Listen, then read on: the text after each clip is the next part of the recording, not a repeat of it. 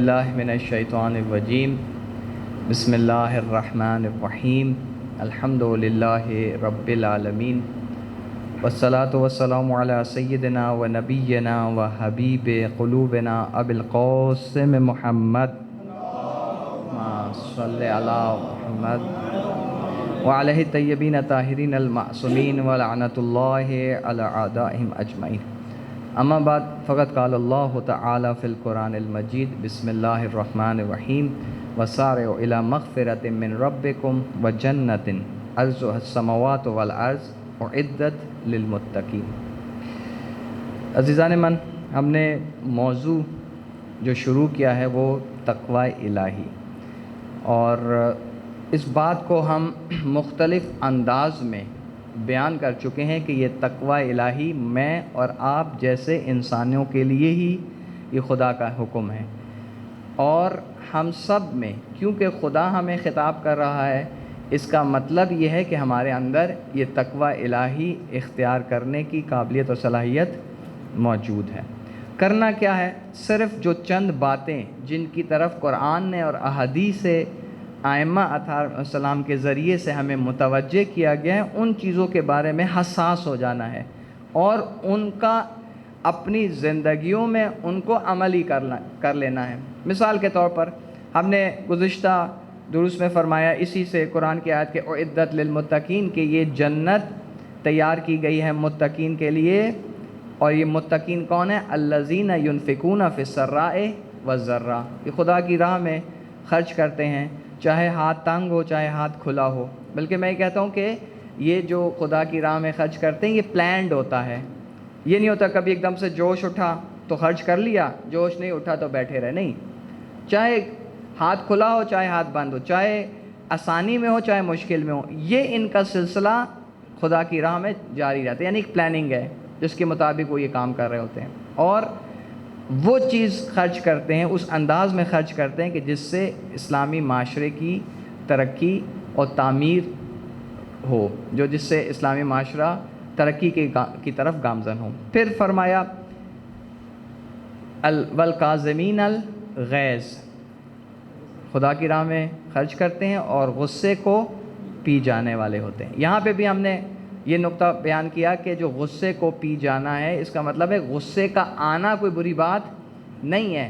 اصل فرق مومن اور غیر مومن، متقی اور غیر متقی میں یہ ہے کہ جو متقی ہوتا ہے وہ اپنے غصے کو کنٹرول کر لیتا ہے، قابو کر لیتا ہے. اور جیسے ہم نے مثال دی، جو جناب امیر جو ہے وہ جب قتل کرنے لگتے ہیں عمر ابن عبد ود کو، تو وہ گستاخی کرتا ہے جناب امیر کی شان میں، تو تھوڑی دیر کے لیے وہ رک جاتے ہیں کہ میرے جذبات اور احساسات اس عمل میں شامل نہ ہو جائیں. یہ وہ چیز ہے کہ جو ہمیں ائمہ علیہ السلام سکھاتے ہیں، اپنے غصے کو کنٹرول کرنا. پھر اسی آیت کا اگلا حصہ ہے والعافین عن الناس. یہ کون لوگ ہیں؟ یہ وہ لوگ ہیں کہ جو لوگوں کو معاف کرنے والے ہوتے ہیں، لوگوں سے درگزر کرنے والے ہوتے ہیں. اب یہ ایک نیا موضوع کہ اہل تقوی لوگوں میں اور عام لوگوں میں فرق کیا ہے، کہ متقی لوگ جب کوئی ان کے ساتھ زیادتی کرتا ہے تو اصالت یہ ہوتی ہے کہ وہ معاف کر دیتے ہیں. اس لیے ہم دیکھتے ہیں کہ فتح مکہ کے موقع پر جناب رسول خدا صلی اللہ علیہ وآلہ وسلم عام لوگوں کی، جو وہ لوگ تھے کہ جو دشمنان اسلام تھے، جنہوں نے رسول خدا سے جنگیں لڑی، حضرت حمزہ کو شہید کیا، کتنے بڑے بڑے اصحاب کو شہید کیا، بائیکاٹ کیا، کیا کچھ نہیں کیا جناب رسول خدا کے ساتھ.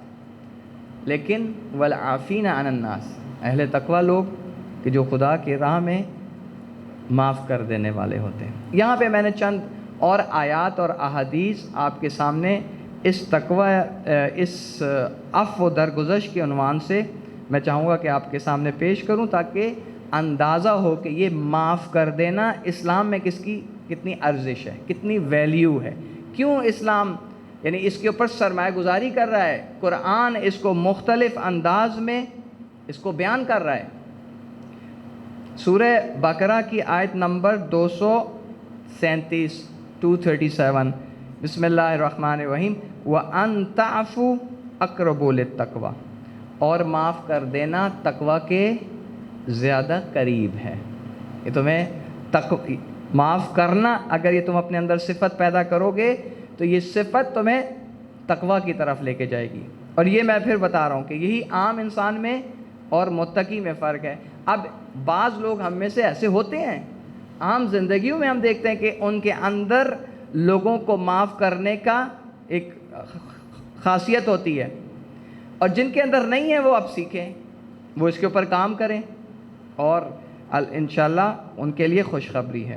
پھر سورہ نور کی آیت نمبر ظاہراً 22 ہے یا 24 ہے. سورہ نور، وَلْيَعْفُوا وَلْيَصْفَحُوا أَلَا تُحِبُّونَ أَن يَغْفِرَ اللَّهُ لَكُمْ، اور چاہیے کہ معاف کریں اور درگزر کریں، کیا تم پسند نہیں کرتے کہ اللہ تمہیں بخش دے. اب یہ کیا اشارہ ہے؟ اشارہ یہ ہے کہ کسی بڑے عالم سے ظاہراً پوچھا گیا کہ قیامت والے دن مجھے کیسے پتہ چلے کہ خالق کائنات میرے ساتھ کیا برتاؤ کرے گا، کوئی نشانی ہے؟ اب یہ شاید بزرگ تھے یا ائمہ تھے، مجھے نہیں معلوم ہے، کہ اس آیت میں یہ وہی پیغام ہے کہ اگر تم دیکھنا چاہتے ہو کہ قیامت والے دن خالق کائنات تمہارے گناہوں کے باوجود، تمہاری معصیتوں کے باوجود، تمہاری نافرمانیوں کے باوجود، تمہاری بغاوتوں کے باوجود بھی، تمہارے گناہوں کے باوجود بھی اگر تمہیں بخش دے، تو دیکھو کہ تمہارا رویہ لوگوں کے ساتھ کیسا ہے. کیا ان کی غلطیوں کو درگزر کرنے والے ہو؟ اگر تم ان کی غلطیوں کو درگزر کرنے والے ہو تو کیا پسند نہیں کرو گے کہ اللہ بھی قیامت والے دن تمہیں بخش دے؟ پس یہ تمہارا اس دنیا میں عمل، یہ معیار ہے. تمہارا لوگوں کے ساتھ برتاؤ تمہیں بتائے گا قیامت میں اللہ میاں کا برتاؤ تمہارے ساتھ کیا ہوگا. اس لیے آمادہ اور تیار رہو.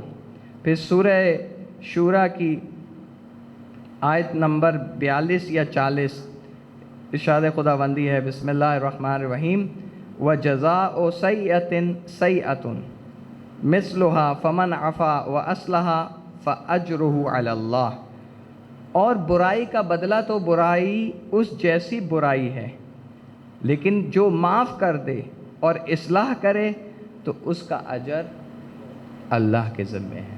تمہیں اجازت ہے اگر کوئی تمہارے ساتھ برائی کرے تو اجازت ہے تمہیں برائی کا بدلہ برائی سے دینے کی، اجازت ہے.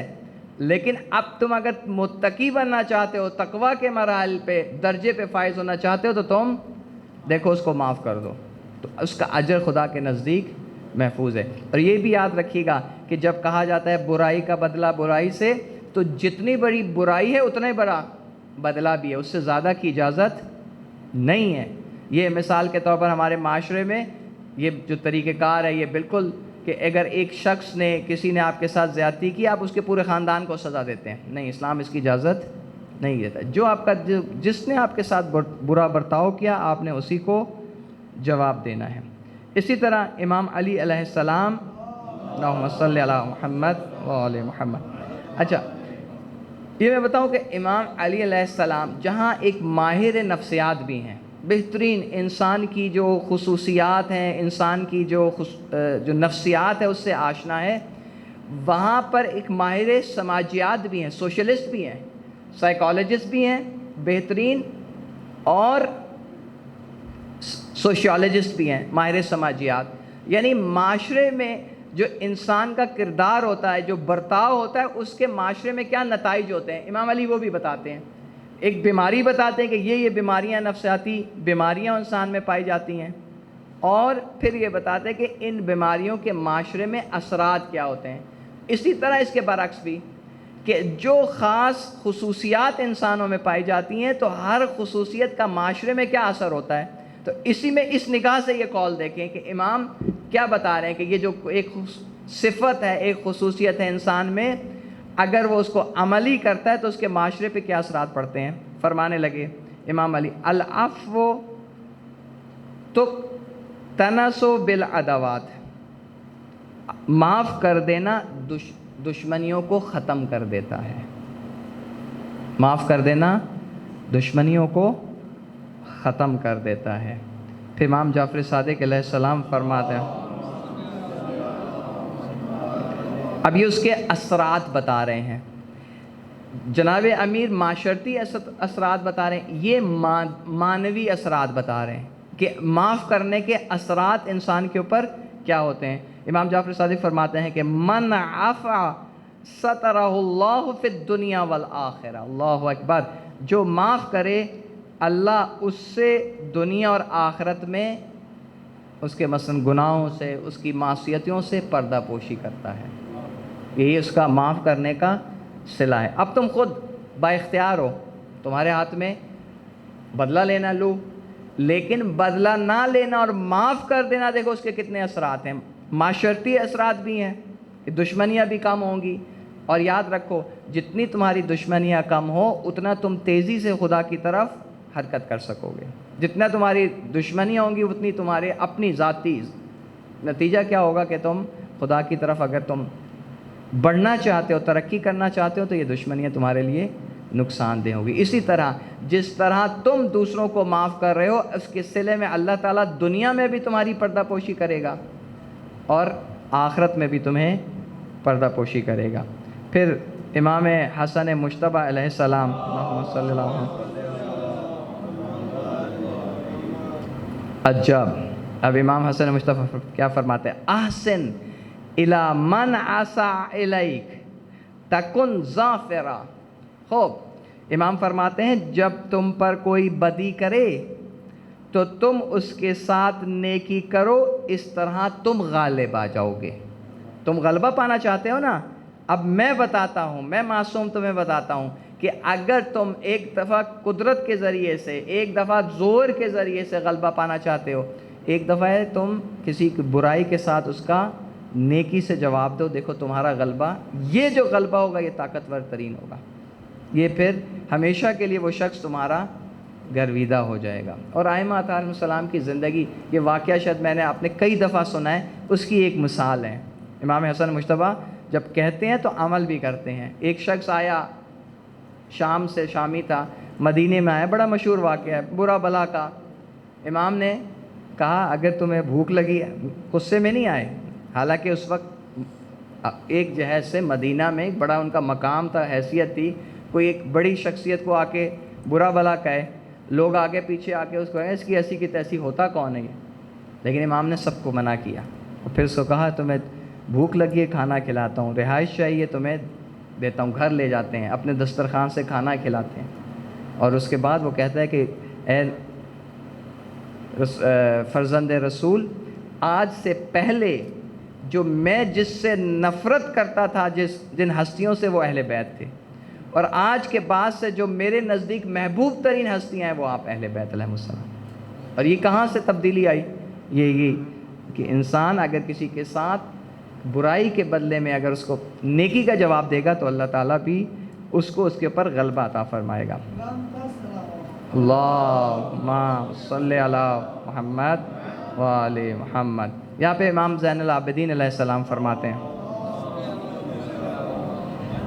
وَاجْعَلْنِي مِمَّن تُحِبُّهُ وَيُحِبُّكَ وَتَعْفُ عَنْهُ وَيَعْفُ عَنْ عِبَادِكَ۔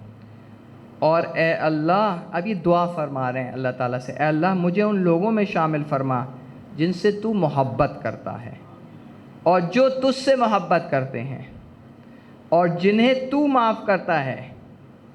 توجہ، اب مجھے ان لوگوں میں شامل فرما جس سے تو محبت کرتا ہے اور جو تجھ سے محبت کرتے ہیں، اور جنہیں تو معاف کرتا ہے اور جو تیرے بندوں کو معاف کرتے ہیں، مجھے ان لوگوں میں سے قرار دے۔ یعنی اتنی اس کے فوائد ہیں کہ امام زین العابدین علیہ السلام اپنے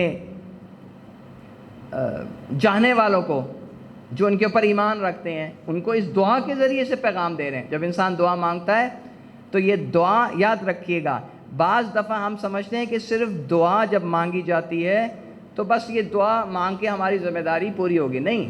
جب ہم دعا مانگتے ہیں اللہ میاں مجھے امتحان میں کامیابی عطا فرما، ساتھ میں اس کا کیا مطلب ہوتا ہے کہ خالق کائنات میں پوری محنت کروں گا، اب میں نے اپنے حصے کا کام کر دیے، اب کامیابی عطا کرنا تیرا کام ہے، نتیجہ دینا تیرا کام ہے۔ تو یہاں پر اے پروردگار مجھے توفیق عطا فرما، یعنی میں معاف کروں گا، میں لوگوں کو معاف کروں گا، اب اس کے بدلے میں تو نے معاف مجھے کرنا ہے، لیکن جب میں دوسروں کو میں معاف کرنے والا بن جاؤں گا۔ اسی طرح امام علی علیہ السلام نہج البلاغہ میں کیا خوبصورت صلی اللہ محمد و آل محمد وعجل فرجہم، مجھے یہ دعا کریں کہ یہ بھی یاد آ گیا ان کا، امام علی کا بہت ہی خوبصورت جملہ ہے۔ وہ کیا ہے مفہوم اس کا؟ اگر آپ ایک دفعہ پھر درود پڑھیں تو میں آپ کو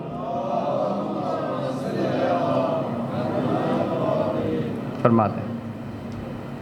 وقال علیہ السلام اذا قدرت علی عدوک، یہ نہج البلاغہ میں جو کلمات کسار ہیں، جو چھوٹی چھوٹی حکمتیں ہیں، اس میں 10 نمبر حکمت جو نسخہ انہوں نے ترجمہ کیا ہے مفتی جعفر مرحوم نے، فرمایا وقال علیہ السلام اذا قدرت علی عدوک، اگر تم کسی اپنے دشمن پر قابو پا جاؤ، فاجعل العفو عنہ شکرا للقدرت علیہ، تو تم اپنے اس قابو پانے کا شکرانہ ادا کرو، اور یہ شکرانہ ادا کیسے کرو؟ اس کو معاف کر دو۔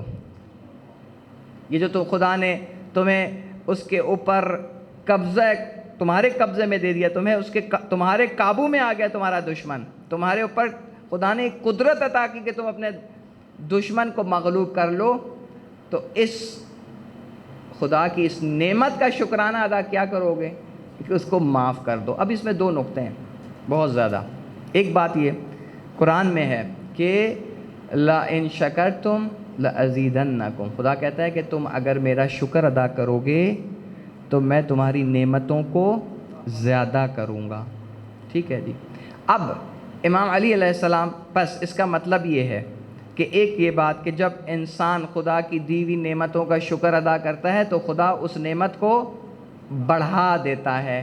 اب اس کا مطلب یہ ہے کہ اگر انسان خدا کی طرف سے جو خدا نے اس کو قدرت عطا کی ہے، توجہ کیجئے گا، باریک نکتہ ہے، خدا نے جو اس کو قدرت عطا کی ہے، اب وہ قدرت کا اگر شکر ادا کرے گا تو اس کی قدرت کم ہوگی یا زیادہ ہوگی؟ قدرت اس کی بڑھے گی۔ ائمہ اطہار علیہ السلام جب الفاظ منہ سے نکالتے ہیں تو اس کے اندر باریکیاں ہوتی ہیں، ایسے ہی وہ بات نہیں کر دیتے۔ تو وہ کہہ رہے ہیں کہ اگر تم کسی کے اوپر قبضہ قدرت، تمہارا قبضہ حاصل ہو جائے، تو میں اس کو قابو کر لو، تو تم ایک شکرانہ ادا کرو گے، تمہیں وہ شکرانہ ادا کرو تو تمہاری طاقت، قرآن کہتا ہے کہ تمہاری طاقت میں اضافہ ہو جائے گا۔ اور وہ شکرانہ کیا ہے؟ میں اور آپ ہوتے تو کیا کہتے ہیں؟ اللہ میاں تیرا شکر، تو نے مجھے اتنی طاقت عطا کی، اتنی قدرت عطا کی، تو نے مجھے اس کے اوپر غلبہ عطا کیا، چلو جس کو جیل میں ڈالو مثلا، چلو اس کو سزا دو، ہم ہوتے۔ امام نے بتایا کہ دیکھو یہ جو شکرانہ ہے یہ ایسے نہیں ادا ہوگا، شکرانہ ایسے ادا ہوگا کہ اس کو تم معاف کر دو، تم اس کو معاف کر دو گے تو یہ تمہاری قدرت میں اس کا معاف کرنا، ہمیں یوں لگتا ہے کہ میں معاف کروں گا تو ہو سکتا ہے میں زیادہ طاقتور ہو جاؤں، نہیں، معصوم کہہ رہے ہیں کہ جب تم معاف کرو گے تو زیادہ طاقتور۔ اسی لیے فتح مکہ کے بعد عالم اسلام میں دین اسلام زیادہ مضبوط ہو کے، اور رسول خدا کا وتیرہ یہی تھا کہ وہ جہاں تک ہوتا تھا لوگوں کو معاف کرتے رہتے تھے تاکہ وہ قدرت مند سے قدرت مند تر ہوتے چلے گئے۔ عزیزان من، یہ چند ایک باتیں ہم نے کیوں بیان کی، اس بات پہ غور کرنا ہے۔ ائمہ اطہار علیہ السلام ہمیں متوجہ کر رہے ہیں مختلف جہتوں سے، کبھی لالچ دے کے، کبھی ڈرا کے، کبھی پیار سے، کبھی تھوڑا سا تنبیہ کر کے۔ یہی چیزیں ہیں نا جو ایک بچے کو اگر آپ نے کبھی پیار سے کہتے ہیں بچہ یوں کرو، کبھی اس کو تنبیہ کرتے ہیں نہیں کرنا، یہ ہو جائے گا۔ تو ائمہ اطہار علیہ السلام ہر جہت سے مجھے اور آپ کو متوجہ کر رہے ہیں، یار دیکھو ایک چھوٹا سا کام ہے، معاف کرنا سیکھ جاؤ، کر لو معاف۔ میں اس کی ایک اور آپ کے لیے ایک سوچ اور ایک فکر کہ دیکھیں، جب آپ کے ساتھ کوئی زیادتی کرتا ہے، اس کے برعکس جب آپ سے غلطی ہو جاتی ہے انسان سے، اور کسی کے ساتھ کسی کی شان میں گستاخی ہو گئی، کسی کے ساتھ غلطی ہو گئی، کسی کو نقصان پہنچا دیا، سب سے پہلی چیز اگر آپ شرمندہ ہو جائیں، آپ کی خواہش کیا ہوتی ہے کہ یار مجھ سے غلطی ہو گئی ہے، مجھے معاف کر دے. غلطی ہو گئی نا، خواہش ہوتی ہے انسان کی کہ یار مجھ سے غلطی ہو گئی ہے، فلاں شخص مجھ سے غلطی معاف کر دے، کتنا اچھا ہو کہ یہ مجھے معاف کر دے. خوب، اب جب آپ خود اپنی غلطی کرنے کے بعد دوسروں سے معافی کی توقع رکھتے ہیں تو آپ دوسروں کے بارے میں بھی یہی سوچیں کہ جب اس نے غلطی کی ہے تو وہ بھی آپ سے توقع رکھ رہا ہے کہ آپ اس کو معاف کر دیں. تو جو توقع آپ اپنی دوسروں سے رکھ رہے ہیں، دوسرے بھی وہی توقع آپ سے رکھ رہے ہیں. اور ایسے ہی ہوتا ہے. دیکھیں، جب انسان غلطی سے کوئی کام انجام دیتا ہے، اکثر غفلت کو نکال کے، سستی کو نکال کے، لیکن اکثر انسان سے غلطی ہو جاتی ہے. یہ انسان ہے، غلطی کا پتلا ہے. لیکن اگر وہ متوجہ ہو جائے اور شرمندہ ہو جائے تو یہی متوجہ ہو جانا، شرمندہ ہو جانا، یہی خدا کے نزدیک اس کی ارزش ہے، اس کی ویلیو ہے. ٹھیک. تو اب انسان جب شرمندہ بھی ہے اور جب انسان متوجہ بھی ہو گیا اپنی غلطی کا، تو انسان یہ خواہش بھی رکھتا ہے کہ مجھے اس غلطی سے چھٹکارا بھی ملے، مجھے معاف بھی کر دیا جائے. تو یہ سوچیں، اور پھر دوسرا سوچیں کہ دوسرا بھی بالکل ایسے ہی ہے. اگر میں مخلص ہوں، دوسرا بھی مخلص ہے. میں شرمندہ ہوں تو دوسرا بھی شرمندہ ہے. اور جب انسان یہ مقایسہ کرتا ہے، یہ سوچتا ہے، تو پھر واقعاً اس کے اندر یہ جذبہ پیدا ہو جاتا ہے. پس اہل تقوی اور عام انسان میں بنیادی فرق یہی ہے کہ اہل تقوی لوگ معاف کرنے والے ہوتے ہیں، درگزر کرنے والے ہوتے ہیں ان کی زندگی میں، اور یہی چیز ان کی طاقت کا باعث بنتی ہے. یاد رکھیے گا، امام علی علیہ السلام فرماتے ہیں کہ یہ قدرت حاصل کرنے کے بعد معاف کر دینا، یہ شکر ہے تمہاری قدرت کا.